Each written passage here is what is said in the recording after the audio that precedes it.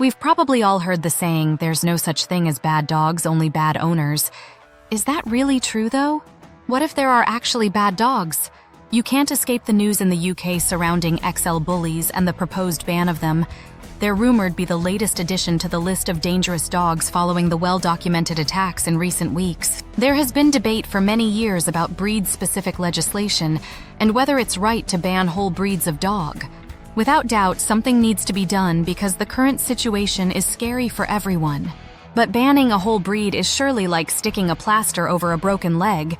It won't do anything to fix the damage below the surface. Without dealing with the cause of the problem, this situation will repeat over and over. In 2023, it's the XL Bully. But what's to say in 2030, it's not another breed of dog hitting the headlines for all the wrong reasons. It also goes without saying, every breed of dog is capable of displaying aggression and causing harm. It's not only the scary-looking dogs who are a potential danger, but what makes breeds like the XL Bully so dangerous is their size, strength, and power. With any large dog, not having control over their behavior is considerably more dangerous than in a small dog. There's no room for error when you own such a powerful dog. The XL Bully. The XL Bully can be a mix of a variety of breeds, including Pit Bulls, American Bulldog, English Bulldog, Presa Canario, and Cane Corso. In the UK, it's not a defined breed, which makes it harder to distinguish which dogs fall into the XL Bully category. Bull breeds were originally bred for bull and bear baiting, and then for dog fighting.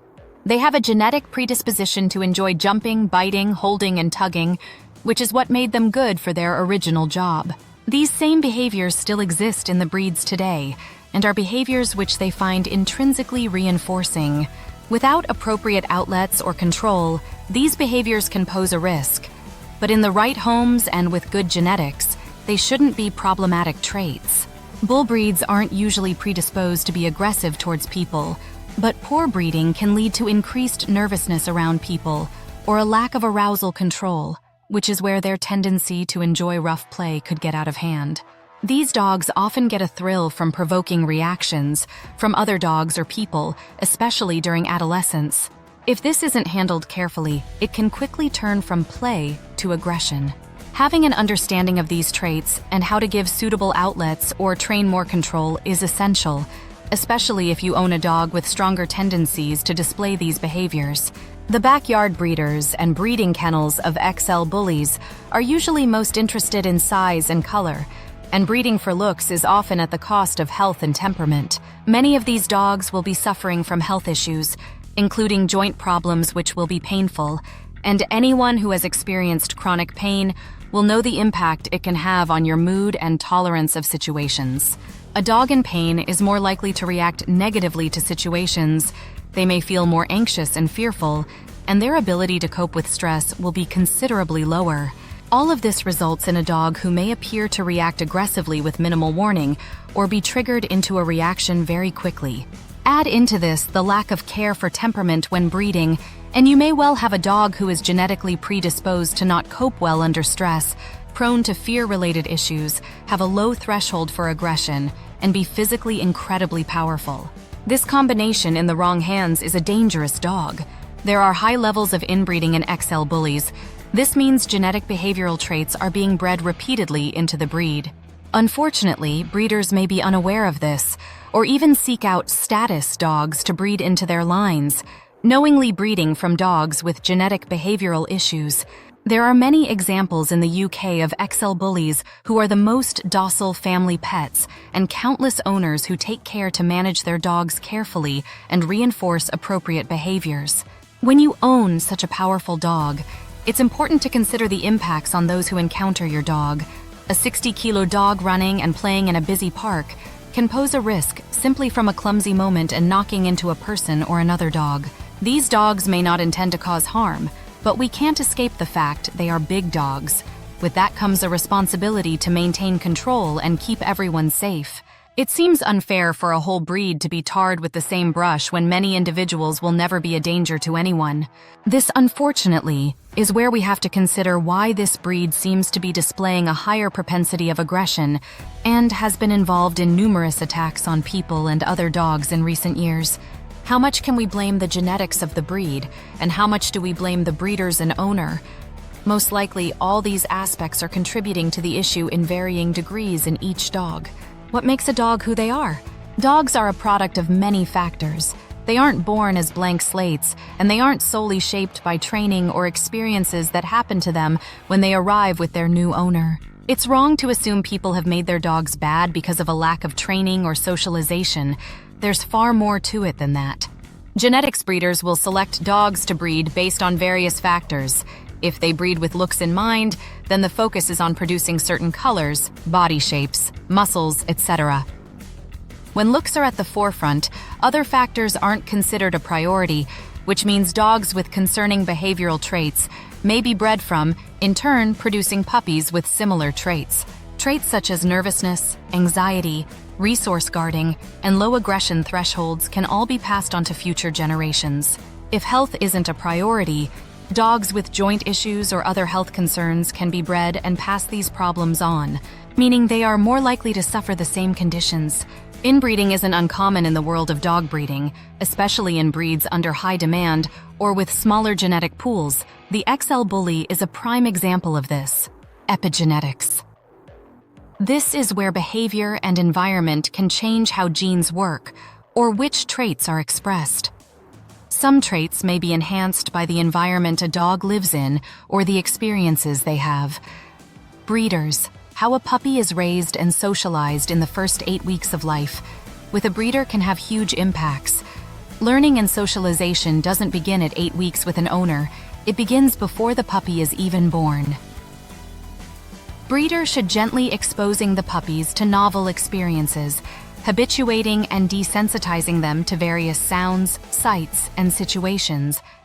A good breeder will get to know the personalities of each puppy over their first 8 weeks, enabling them to match up the best homes or prepare owners with some ideas of socialization and training geared towards their puppy's unique personality.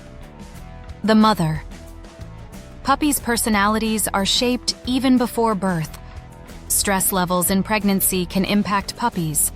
A mom who is exposed to high stress is more likely to produce puppies with low stress tolerance or puppies predisposed to stress or anxiety-related behaviors.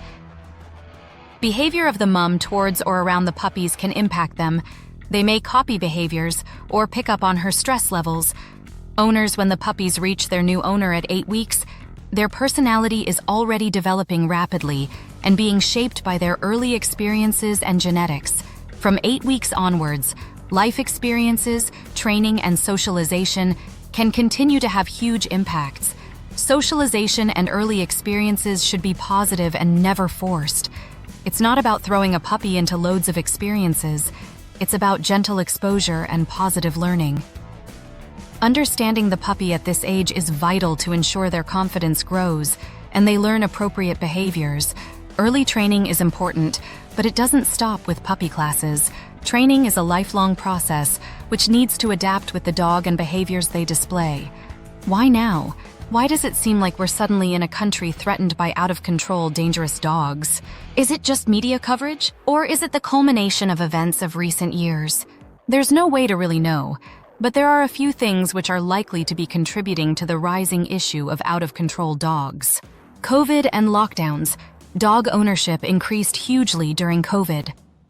Socialization was limited in this time, with fewer visitors and minimal interaction with people outside your household. Puppies growing up in this time may have lacked socialization with a variety of people. The impacts of limited socialization may not be seen until the puppy begins to mature in adolescence and behaviors develop further. What was a quiet, calm puppy may now be barking and lunging to display their fear of people with very visitors. For many of these puppies, the idea of people coming into their home is novel and scary. Breeders. The demand for puppies rose during COVID. The price of puppies increased, and so did the profits for anyone breeding dogs. More and more dogs were bred to meet demands, with people looking to make money from the increased demand. Breeding for money, and because of high demand, means less thought is put into the dogs being bred and the puppies they produce. These puppies are less likely to come from stable parents with good temperaments and good health. leading to puppies with genetic predispositions to behavioral problems and health issues. With the focus on money, breeders are unlikely to assess potential owners or pair their puppies with appropriate homes, meaning inexperienced owners end up with complex dogs, or puppies are growing up in unsuitable environments. Maturing dogs. Many of these puppies bred during various lockdowns and in times of high demand will now be reaching adulthood, where problem behaviors become more evident and harder to undo. Adolescence tends to span from 6 months to 2.5 years, or older in some dogs. So puppies born in 2020 are heading towards the end of this stage and into adulthood. Problem behaviors tend to become apparent during adolescence, but if they aren't dealt with carefully, then these behaviors can be well practiced by adulthood. A lack of understanding of the reasons behind problem behaviors can lead to using harsh training methods or methods which only exacerbate the problem, socioeconomic factors. With the cost of living rising, it's harder for new dog owners to dedicate money for training or behavior support. They may turn to internet advice or cheaper trainers and receive advice which does more harm than good. More people may view their dog as a deterrent for crime, having a large, powerful bull breed to protect them or their family. In these cases, they may like that the dog is aggressive towards people, and it's a behavior they encourage further. People may choose a puppy from a genetic line which is advertised as being suitable for protection work. In many cases, this will simply be dogs bred from more aggressive parents. No wonder the puppies develop aggression problems too. What should we do? If banning breed after breed isn't the best way forward, as evidenced by the fact that for every banned breed, there's a bigger, stronger, and more dangerous alternative, what do we do instead? It's pretty clear to see that the onus lies not only with the dog themselves, but also with anyone involved in breeding and owning each dog. What makes a dog who they are is far beyond attending a puppy class or seeing a trainer once or twice. It's no good tackling dog ownership issues without first thinking about breeders. At the end of the day, breeders are the ones who can control the dogs who are bred and the homes they are placed into. Not all responsibility lies with them.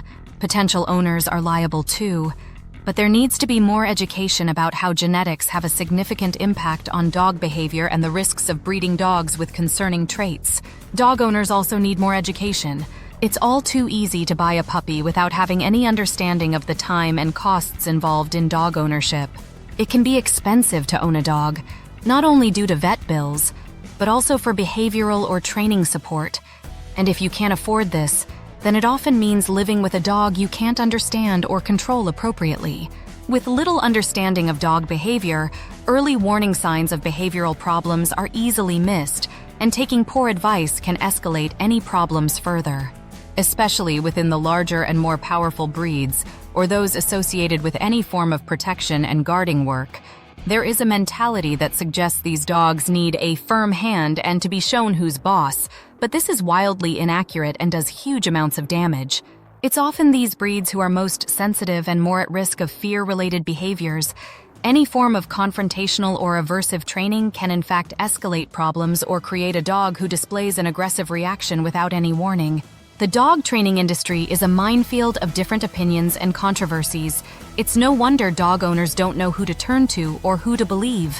While the XL Bully is without doubt a breed with some serious issues, it's also clear that there are bigger problems than specific breeds.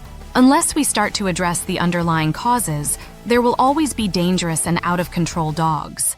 XL Bullies are just the latest evidence of this.